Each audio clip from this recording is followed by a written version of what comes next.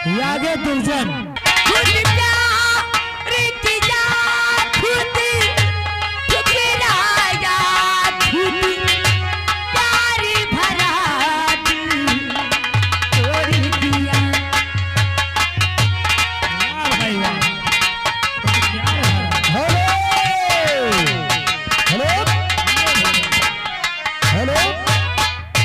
पुरस्कार कलमबंद फिर से आया है और भैया का कहना है कि प्रमोद भैया इस गीत को आप पूर्ण कर देना। बहुत बहुत धन्यवाद भैया को, शुक्रिया है।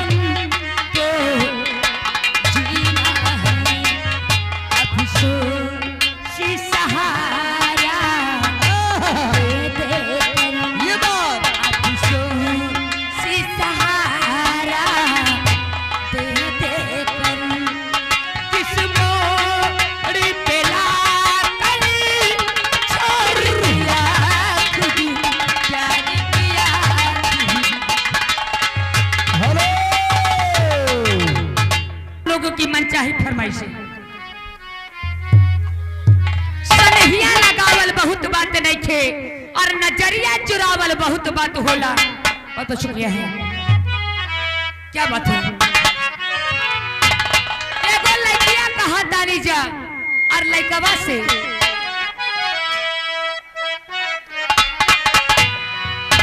और सनहिया लगावल बहुत बात नहीं थी, सनहिया लगावल बहुत बात नहीं थी, नजरिया चुरावल बहुत बात होला।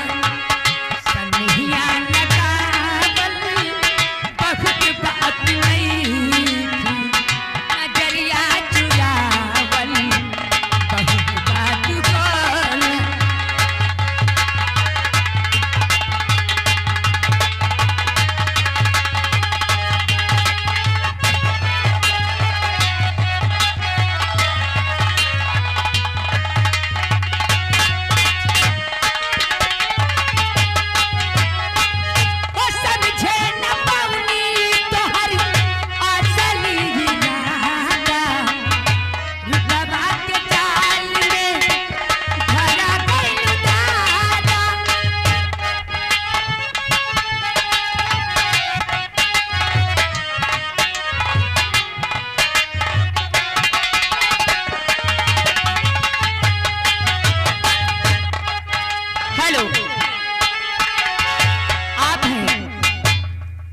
आदरणीय हमारे बड़े भैया श्री सर्व सम्मानित अनिल कुमार नीनावा की ओर से भैया व्यवहार लेखक ध्यान दीजिएगा। ये हमारे माननीय घर मालिक साहब के लिए ये 200 रुपए का व्यवहार है और 50 रुपए का पुरस्कार आपकी ओर से हमारे लिए कलमबंद है। बहुत बहुत शुक्रिया है, बहुत बहुत धन्यवाद भैया जी को।